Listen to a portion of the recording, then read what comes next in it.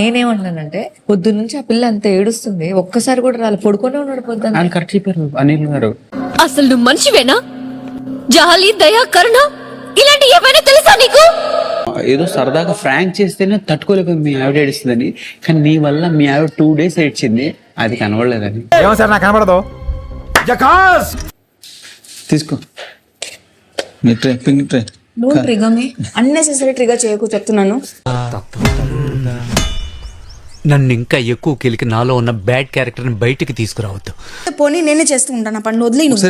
చిరాకు మాత్రం పడకు నువ్వు. నేను చిరాకు పడట్లా, చిరాకు పడుతున్నావు, నీకు తెలియట్లేదు. ఎందుకలా ఊరికే బుసలు కక్కేస్తున్నావు? మనం ఇక్కడ ఉన్న వాళ్ళు అందరం 100 kilometers పరిగెత్తాం. 101 నుండి ఇంకోళ్ళు యాడ్ అయ్యారు. అప్పుడు అది ఫేరా అన్ఫేరా? అసలు తొక్కలో మీటింగ్ ఏంటి ఇక్కడ? 10 మంది గొట్టంగా వేసుకుని ఇది ఏమైనా పెదరాడి జమానా అనుకున్నావా? జడ్జిమెంట్లు పాస్ చేయడానికి? ఆగు ఒక సెకండ్, ఆగు.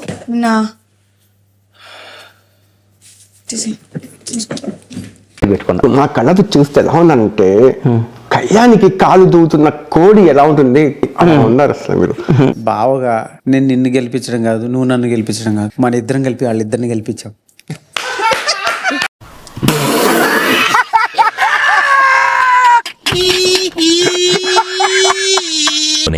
మ్యాడ్ ఫర్ ఈచ్ అదర్ మొదలయ్యే సమయంలో మీరు కూడా మీ పార్ట్నర్స్ కి ఒక ప్రామిస్ చేశారు.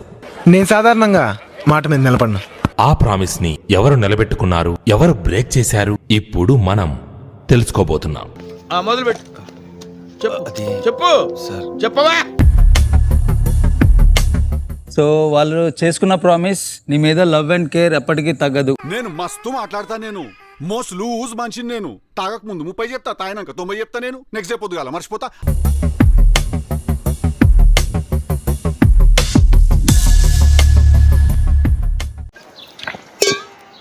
మండుతున్నట్టుంది.